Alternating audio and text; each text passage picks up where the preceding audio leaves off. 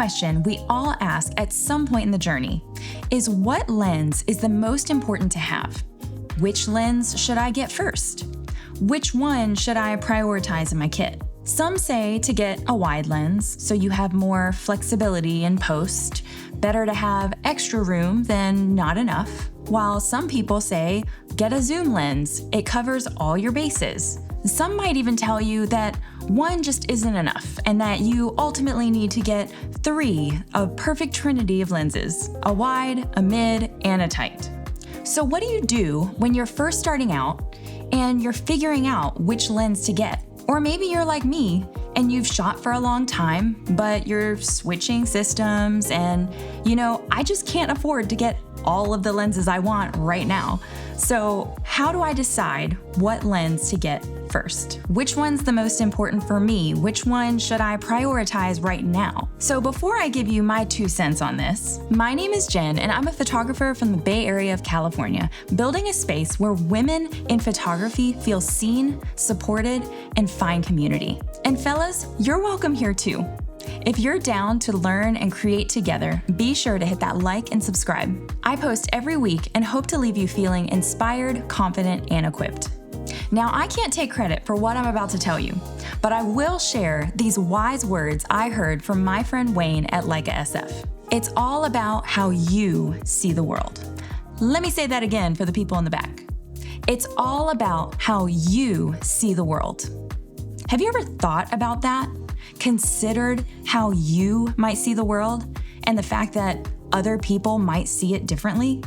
Now, don't worry, this video isn't completely philosophical. I'll give you some practical steps to figuring this out for yourself. But just for a second, think about it. How do you see the world? Is it wide? Do you see the world in all of its context, taking in a scene in all of its surroundings, all the details in one masterful image, one moment in time? And maybe when you do want to get a tighter shot, you're totally cool zooming with your feet. Or maybe you see the world through tighter details. Maybe you narrow in on something specific, something that maybe gets overlooked. Maybe you look at a chaotic scene and find a unique detail that stands out to you, and you want to capture that one detail. Or you do enjoy the big scene, but want to do it from far away. Now, don't get me wrong, we can all say we do it all, and I'm not saying that you're limited to one. I'm just saying, what's your natural first instinct? When you look around as an artist, your inner creative, stop thinking about work, stop thinking about responsibility, don't think about your grocery list right now. Put your artist hat on. You have total freedom to create whatever you want, and you're inspired. What are you looking for? When you are free to be intentional with your craft, what do you see? And how does it make you feel? For me, I like to find the details in life. How light hits a building, how shadows dance on pavement. A person in their own moment in a sea of people, or like the busyness of life. Things that get overlooked. I love that stuff. I like looking past the busy to find something unique happening. I love it when a photograph leaves you asking more questions than giving you all the answers about what's going on around it. I also love compression, and I also prefer to be hidden and kind of farther away. So for me, I like a tighter focal length. I'm happiest between 50 and 135. And if I'm honest, 50 is my wide focal length.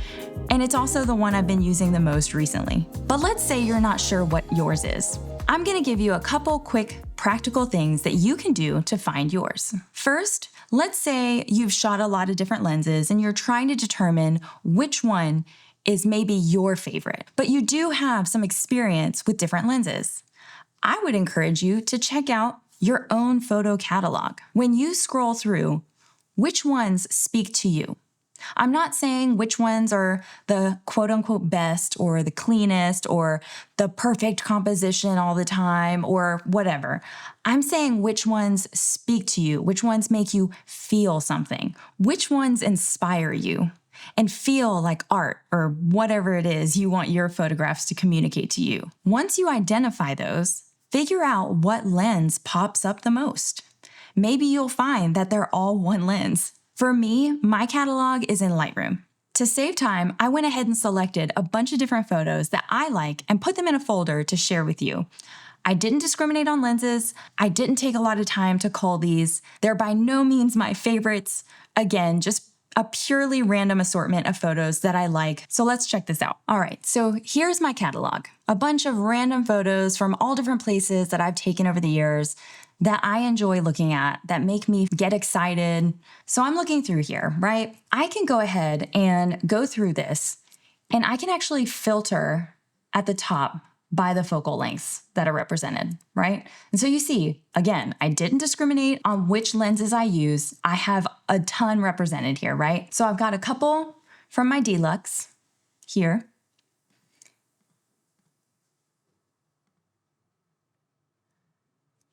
I had one random one at 18, but that makes sense because we were in the Canadian Rockies. Gotta have a wide lens for that. I had one random one at 25. That was a city wedding I did, and I couldn't get very far. Got a few at 28. Pretty sure this was the Q2 monochrome that I stole from Dave. Got some at 35. These are fun. Now we're going to 50. Oh, a few more. Okay, 50, a few more. Love these. 75. That's from the recent shoot that I did. Really loved these. Super fun. Some I didn't share. A couple 85. Not really a focal length I shoot very often. A couple random ones at 100. Pretty sure I shot this with a 1:400. And whew, wow, look at that 135. I think we know what my focal length is. I had 20 of these, 20 photos at 135. So it's fairly clear. I really like that punched in 135. I love the compression that I get in my images. I love the details. I love getting some foreground in my images. I can still get really up close. I mean, look at this little guy. So I think it's safe to say I really like tight focal lengths. I love that 135. So try that and take stock of all your photos and see which lens speaks to you. You might be surprised. All right, second, let's say you haven't shot a lot of lenses yet, and you don't have a catalog of photos to pull from. I would try picking up a magazine or a photo book, or maybe there's an artist that you really admire and that speaks to you. Or if you don't have any, go spend some time at a bookstore and look at the photography section. Explore other photographs somewhere.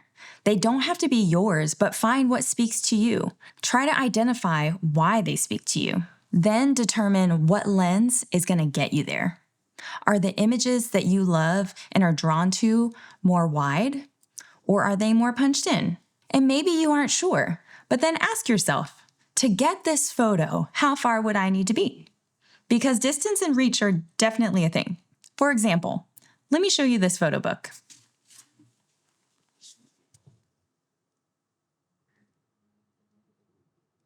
This is a Vivian Maier photo book. I am hella inspired by her work. Her story is pretty incredible. You should totally check her out. She was a seemingly normal, average woman, a nanny who took care of kids, and she loved to take photographs. But she was super private about it. No one really saw her work until the end of her life. Her photos were found at an auction in 2007, and then she died in 2009. I think I read that her body of work came out to over 100,000 negatives. I think something that I love about her story is that she shot every day. It was her passion, hers, not intended for anyone else, but it was for her. And then for someone to stumble upon her work and it almost be lost to history, it's just so crazy. And her images are amazing. Super inspired by her and her work. Beautiful photographs. Anyways, she shot on a Rolleiflex, which is an 80mm lens on medium format, which would be the equivalent of maybe a 43mm. So for me, when I shoot street, I don't want to be hella close to anybody. I see this woman's face in this book. Let me find it.